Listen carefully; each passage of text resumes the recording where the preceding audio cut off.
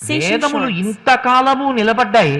ఎప్పటికీ నిలబడతాయంటే దానికి కారణమంతా ఎక్కడున్నది అంటే ఆ స్వరమునందు ఉన్నది. ఆ స్వరంతో వేదాన్ని శిష్యులకు నేర్పేటప్పుడు చెవిని ఆధారం చేసుకుంటాడు. గురువు శిష్యుని చెవిని ఆధారం చేసుకుని వేదం ఇస్తాడు. ఎందుచేత అంటే అందులో ఉదాత్త, అనుదాత్త, స్వరిత అని 3 స్వరాలు ఉంటాయి.